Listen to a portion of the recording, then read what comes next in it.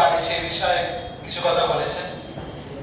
এর পরবর্তীতে আমরা ডেকে নেব এসএসএন স্যারকে কিছু বলার জন্য, এবং স্যারকে অনুরোধ করব এটাই বলার যে আমরা কতটা স্যারের সঙ্গে সেই বন্ধুত্বের সম্পর্ক স্থাপন করতে পেরেছি, কিংবা স্যাররা কতটা আমাদের সঙ্গে সেই বন্ধুত্বের সম্পর্ক স্থাপন করতে পেরেছে। এসএসএন স্যার যদি আসেন।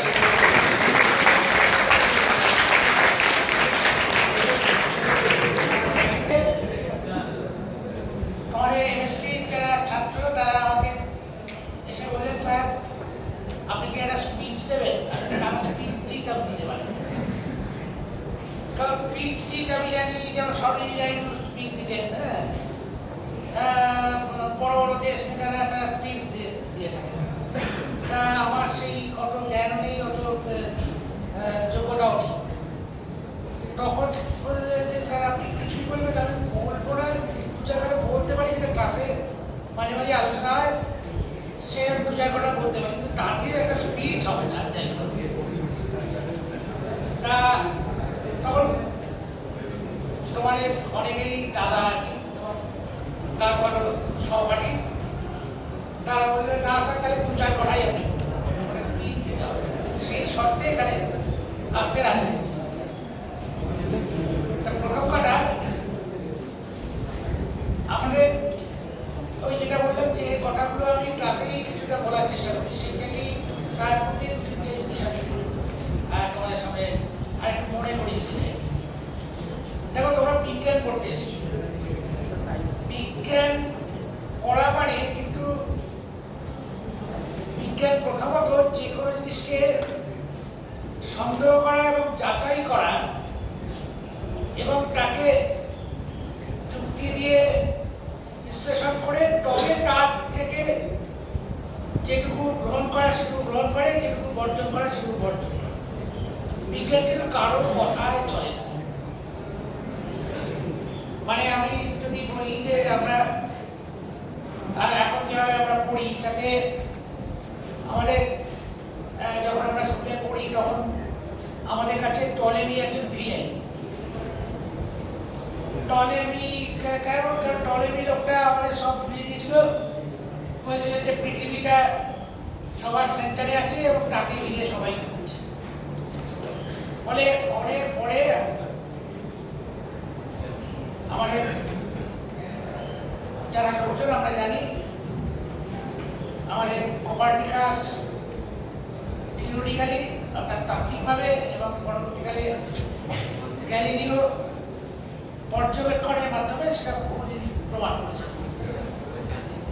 কথাটা হচ্ছে যে সেই টলেমি কিন্তু খুব মানে একজন যাচ্ছেনাই লোক ছিলেন, ব্যাপারটা কিন্তু এটা নয়। টলের তাছাড়া দুনিয়ার মানুষ প্রায় টলেমির যে থিওরি সেটা প্রায় ১,০০০ থেকে ২,০০০ বছর চলেছে। তার কারণ হচ্ছে যে আমরা আকাশে যে সমস্ত গ্রহ নক্ষত্র এক কথায় যাদেরকে আমরা জ্যোতিষ্ক বলি, তাদের যে চাল চলন এটাকে মোটামুটি একটা সিস্টেমেটিক নিয়মে প্রথম কিন্তু টলেমি বেড়েছে। সেই কারণে তিনি বলে দিতেন যে অমুক দিন গ্রহণ হবে, অমুক দিন জোয়ার আসবে এই সময়, এই সমস্ত জিনিসপত্র।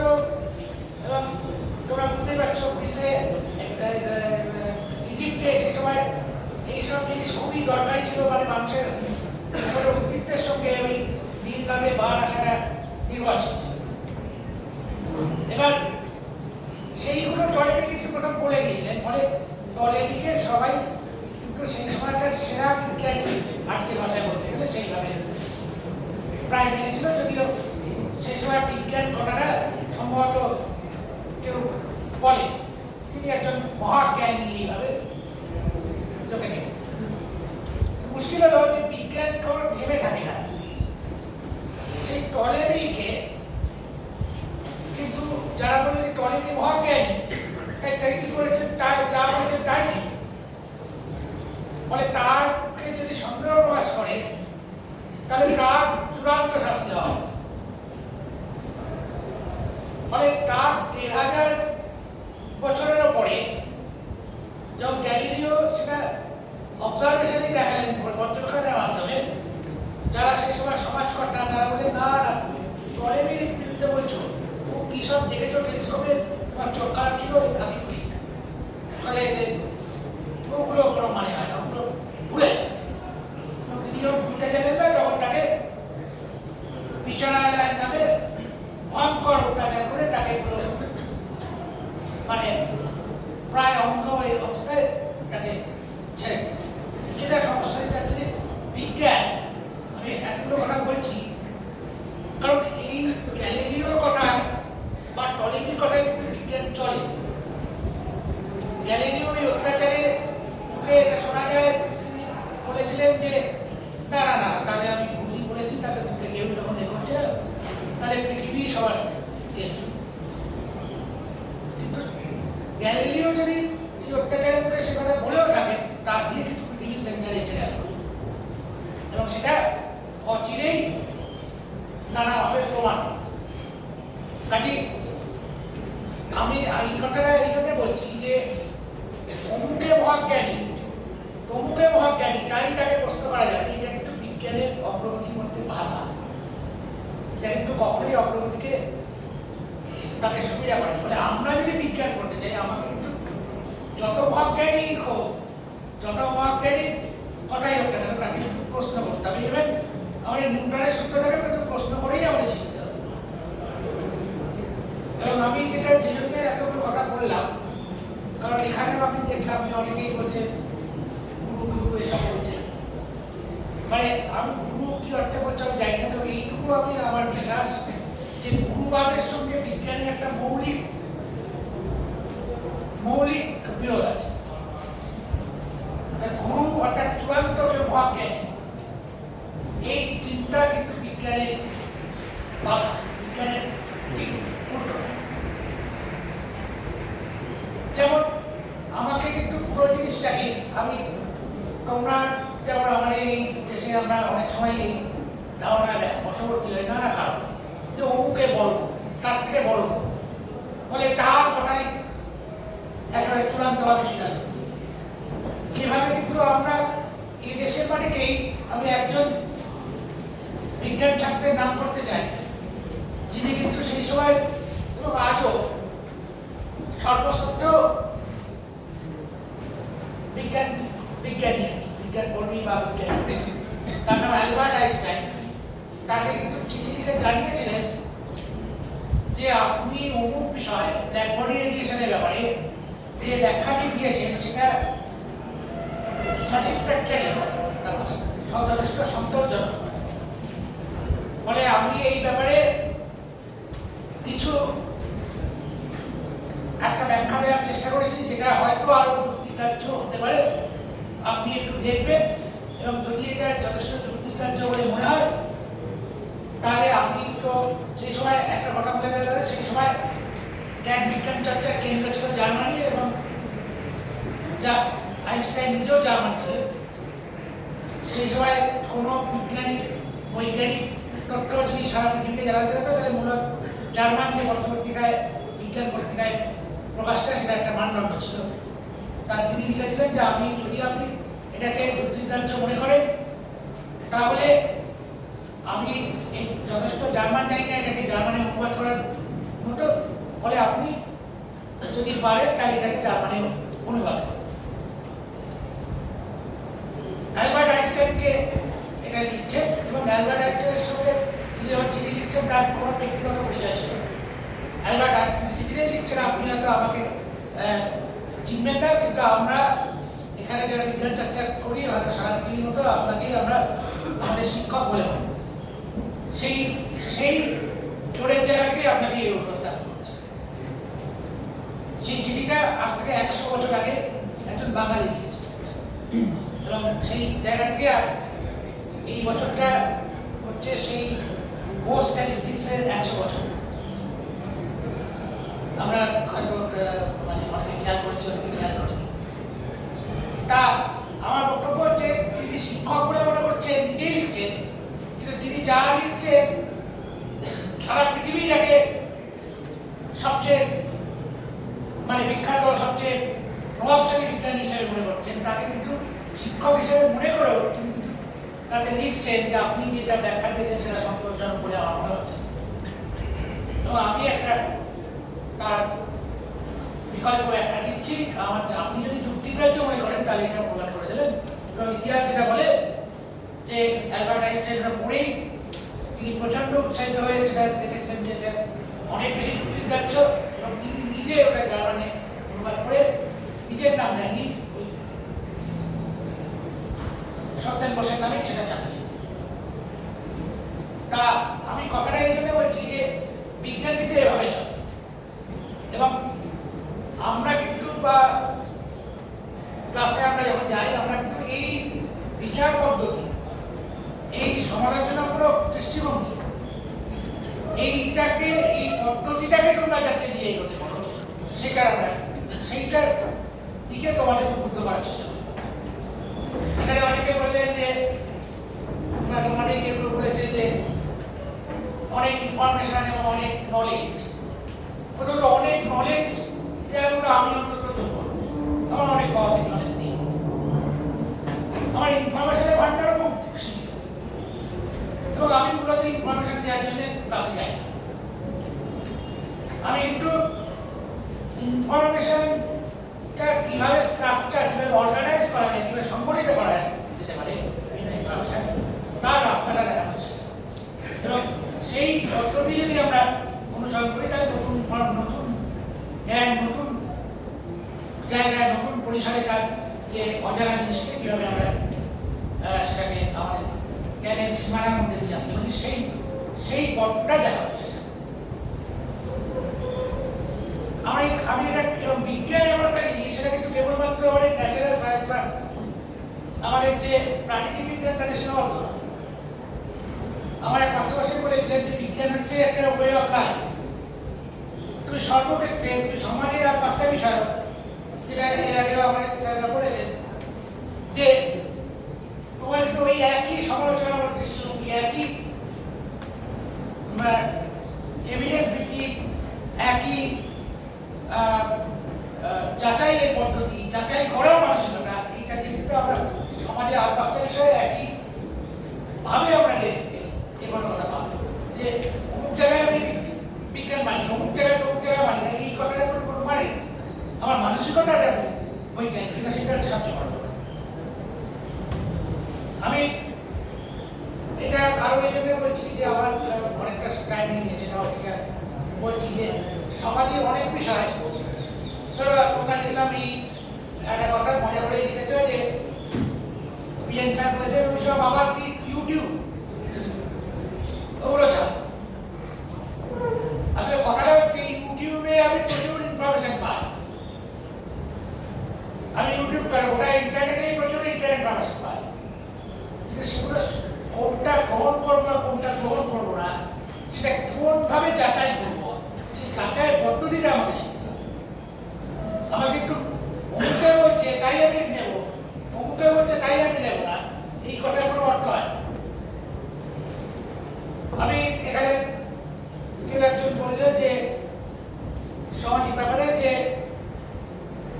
এই রাধাকৃষ্ণের ডক্টর সর্বপল্লী রাধাকৃষ্ণের ব্যাপারে তিনি এই যে একজন খুনে দাঙ্গাবাজ স্টালিন তাকেও প্রভাবিত করেছে, এইটা যে বলেছে সে নিশ্চয়ই কোনো একটা সোর্স থেকে, এবং এটা একটা বড় মতামত স্টালিনের ব্যাপারে। কিন্তু এর সঙ্গে আরো একটা দিক আছে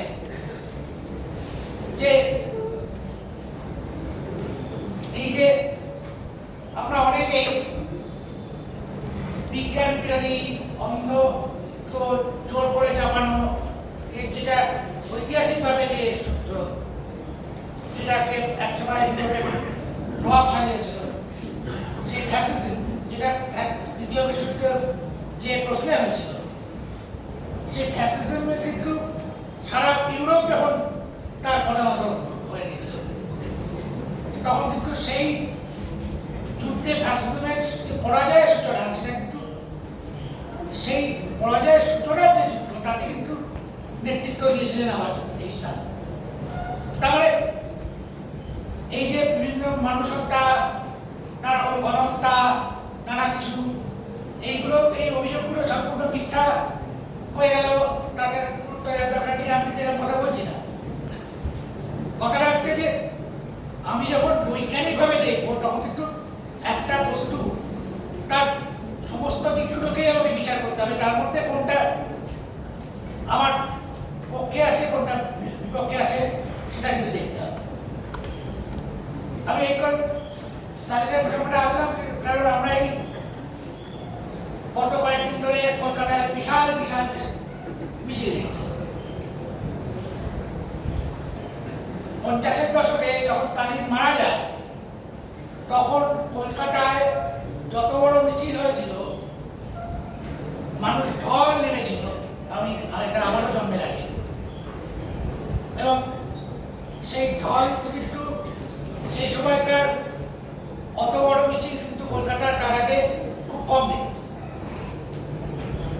এবং তার মধ্যে আমি অনেক জায়গায় ডকুমেন্টেড আছে যে অনেক মানুষ নাকি কাঁদতে কাঁদতে বলছে। তার মানে সেই সময়কার মানুষ যেভাবে দেখেছিল তাতে তার কাছে একটা বড় লস হিসাবে, বড় ক্ষতি হিসাবে মনে হয়েছে। আবার আরেকটি যে মতামত আছে যে আমি জাস্ট ঐতিহাসিক মানে ইতিহাস যখন বিচার করবো তখন কিন্তু এই যে দুটো দিক, একটা দিকে পজিটিভ এবং নেগেটিভ, যে কোনো মানুষ যে কোনো ঘটনা বিচার করা, সেটাও কিন্তু আমাদের বিজ্ঞানের পদ্ধতি থেকে শিখতে হবে। সে যারা খালি কাঁপিয়েছিল তারা হয়তো উল্টোটা দেখে, আর আজকে আমরা যদি খালি উল্টোটা দেখি তাহলে আবার তার পজিটিভ দিকটা আমরা মিস করে যাবো। এটা আমরা যতক্ষণ এই বিজ্ঞানের জায়গায় আসছি আমি কিন্তু তাই বলি, ওই লোকটা একেবারে বাজে, ওই লোকটা মানে কোনো, আবার আরেকজনকে বলি ওই লোকটা সাংঘাতিক, ওর সমস্ত কিছু, এই সমস্ত কিছুই কিন্তু আমরা বিজ্ঞানে যখন ঢুকি তখন কিন্তু সেইভাবে আমরা বিচার করি না। আমরা জানি একটা গামা ফোটন থেকে পেয়ার প্রোডাকশনের মাধ্যমে ইলেকট্রন হয়ে যায়। সেটা আমি যেটা গামা ফোটন আমাদের যেখানে কিছু নেই এরকম স্পেসে গামা ফোটন যায়, তার থেকে কোনোদিনই ইলেকট্রনের পরিচয় তৈরি হবে। ইলেকট্রনের পরিচয় তৈরি হতে তাকে একটা ফোর্স ফিল্ডের মধ্যে রাখতে হয়, একটা পোটেনশিয়ালের মধ্যে রাখতে হয়। ফলে এক একটি জায়গায় বস্তুর যে এক এক রকম আচরণ, সেটা যদি আমরা বিশ্লেষণ করি বলেই আমরা কিন্তু বইতে লেখা থাকে না যে গামা ফোটন থেকে তারপর পেয়ার আছে বা হচ্ছে,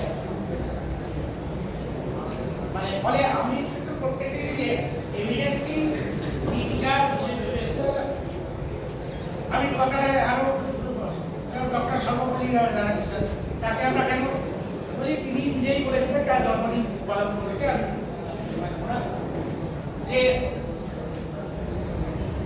তারা অনুপ্রায়ী, তারা যখন তার জন্মদিন, তিনি যখন রাষ্ট্রপতি তার জন্মদিন পালনের জন্য গিয়েছিলেন তখন বলেছিলেন, দেখো আমার জন্মদিন পালন করা আমি মনে করি না, কারণ আমি নিজেকে শিক্ষক হিসেবে, ফলে আমার জন্মদিন পালন করার থেকে তোমরা যে শিক্ষক সমাজকে সম্মান জানাও, সেটা আমার পক্ষে অনেক বেশি আরামদায়ক বা আমার কাছে অনেক বেশি অসাধারণ। এবং সেটার জন্য আমরা আজ শিক্ষক দিবস পালন করছি। এটা আমার একইভাবে এরকম অভিযোগও আছে, যেটা সত্যি কিন্তু আমি জানি না, আমার কাছে কোনো এভিডেন্স নেই, কাছে বিজ্ঞানের ছাত্র ছিলেন, কখনো ছিলেন মানে মানা এবং নাকচ করা কোনটাই আমি বলতে পারবো না। এরকম অভিযোগও আছে যে তিনি তার গবেষণার যে থিসিসটি, তিনি তার ছাত্রের থিসিসটি তিনি চুরি করেছেন, এরকম অভিযোগ আছে। আমরা সত্যি মিথ্যে রেখে কোনোভাবেই বলি না। আমরা বলছি এবার যদি কেউ মানে আমরা যদি কেবল ওইটা নিই বা এইটা নিই, এইভাবে কিন্তু বিজ্ঞান বৈজ্ঞানিক দৃষ্টিভঙ্গি হলে আমাকে সবকটাকেই বিচার করতে হবে, তার মধ্যে যেগুলো যাচাই করতে পারবো সেগুলোতে যতটা যাচাই হবে ততটা গ্রহণ করবো, যতটা যাচাই হবে না সেগুলোকে আমি এই মুহূর্তে জায়গায় রাখবো না, যেটা যাচাইয়ের মাধ্যমে বর্ধিত হবে এইটাই আমি বলার ছিল যে তোমরা সবাই বিজ্ঞান শিখছো, বিজ্ঞানের বিভিন্ন পর্যায়ে আছো, এই ধরনের এরিয়া এবং গুরুবার বারবার আমাকে গুরু গুরু বলে ডাকলে আমার একটু অস্বস্তি লাগে। তবে আমার মনে পড়ে একটি বিখ্যাত সিনেমার কথা, সন্দীপ রায়ের কুপিবাগা ফিরে। সেখানে তিনি দেখিয়েছিলেন যে গুরু শব্দটি জোর করে বলানো